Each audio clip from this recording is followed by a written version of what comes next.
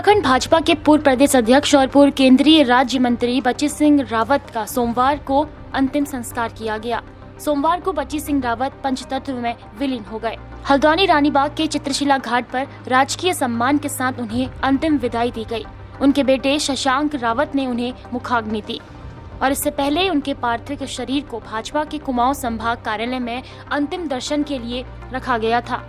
उनके अंतिम संस्कार में हल्द्वानी कई राजनेता पहुंचे। सीएम तीरथ सिंह रावत, केंद्रीय शिक्षा मंत्री रमेश पोखरियाल निशंक, भाजपा प्रदेश अध्यक्ष मदन कौशिक, कैबिनेट मंत्री बंशीधर भगत, उच्च शिक्षा राज्य मंत्री धन सिंह रावत, सांसद अजय भट्ट, अजय टम्टा ने पार्थिव शरीर पर पुष्प अर्पित कर उन्हें श्रद्धांजलि दी। वहीं उत्तराखंड के मुख्यमंत्री तीरथ सिंह रावत ने कहा कि बचदा सरलता और सादगी के प्रतीक थे।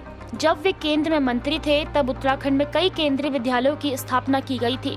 वो एक सरल स्वभाव के धनी व्यक्ति थे, हमेशा आम जनता की सहायता के लिए खड़े रहते थे। उनका यूं चले जाना हम सभी के लिए दुखदायी है, उन्हें हमेशा याद किया जाएगा। आज आदरणीय बचदा का जाना हम सबके लिए बड़ा दुखदायी है और बचीदा का जिस तरह से नेचर था, जो स्वभाव था उनका, आम जन के साथ में एक सुगम और सुविधा लोगों को भी रहती थी, कार्यकर्ताओं को तो थी। तो जहाँ चाहें वहाँ उठ जाएं, वहाँ बैठ जाएं और उसको हम सब लोग भूल नहीं सकते। पार्टी के लिए उनका लंबा सफ़र रहा है और नीचे से लेकर ऊपर तक उन्होंने पार्टी को सींचने का जो काम किया और साथ में उत्तर प्रदेश में भी मंत्री रहे, केंद्र में मंत्री रहे, विधायक और सांसद रहने का उनको वर्षों का जो अवसर मौका मिला, तो स्वाभाविक है कि ये हम सब के लिए और पार्टी के लिए ही नहीं तो उत्तराखंड के लिए भी एक क्षति है और उस पूर्ति को हम लोग कैसे करेंगे। सब लोग आपके साथ भी कुछ यादें होंगी? बिल्कुल यादें हैं। बचदा के साथ तो मेरा बहुत पुराना एक रिश्ता रहा है और जब से मैं पार्टी में सीधे काम किया तो उनकी अध्यक्ष रहते हुए मुझे प्रदेश का महामंत्री रहने का भी अवसर मिला है।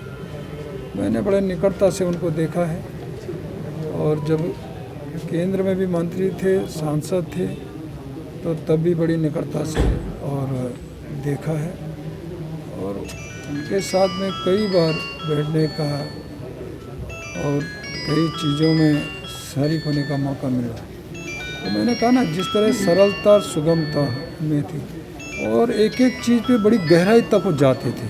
किसी भी चीज़ पे यदि विचार करना है, निर्णय लेना है, तो उसमें पूरा अध्ययन और गहराई तक जाना और तब जाके कोई निर्णय लेते थे। जब बड़े भाई थे, वकालत में उन्हीं के साथ हमने वकालत सीखी और सामाजिक काम करना, राजनीति में आना।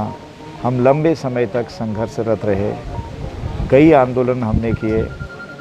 जिस समय राम जन्मभूमि के आंदोलन में कई लोगों की हत्या करा दी थी तत्कालीन सरकार ने, मरवा दिया था, तो उसके बाद तत्कालीन मुख्यमंत्री जो थे वो कहीं भी भारत में सभा नहीं कर पा रहे थे। उन्होंने रानीखेत को चुना, एक शादी में सभा करेंगे, तो हमने सभा नहीं होने दी। माननीय बची सिंह रावत जी और हम 2-3 लोग ऐसे थे कि जिसने ज़बरदस्त विरोध किया और हमारे ऊपर करीब 15 साल तक मुकदमा चला।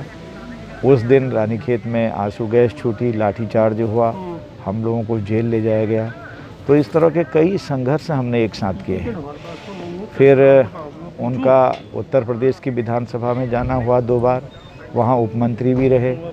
96 में उनको जब भारत में संसद के लिए भेज दिया गया, भारत की संसद के लिए, उसके बाद मुझको उस सीट पर लड़ाया गया और उनके द्वारा लगातार अपना एक संरक्षण और अपनी तरफ से मार्गदर्शन दिया गया। उनका मार्गदर्शन मेरे लिए पाथेय बना है और आज मैं बहुत व्यथित हूँ क्योंकि बचपन से लेकर आज तक उनके साथ काफ़ी लंबे समय तक हम लोग साथ रहे। प्रदेश के अध्यक्ष सभी पदों पर रहते हुए जहाँ उनका संगठनात्मक और प्रशासनिक दोनों अनुभव थे और इस राज्य के विकास में उनकी अहम भूमिका रही है। इस राज्य में आज भारतीय जनता पार्टी की मजबूती में उनका अहम रोल रहा है। ऐसे नेता के जाने से निश्चित रूप से जहां भारतीय जनता पार्टी को क्षति हुई है, वहीं इस राज्य को भी बहुत क्षति हुई है। मैं अपनी ओर से उनको श्रद्धासुमन अर्पित करते हुए कि वो जो प्रेरणा थी वो निरंतर हम उसको आगे लेकर बढ़ते रहे।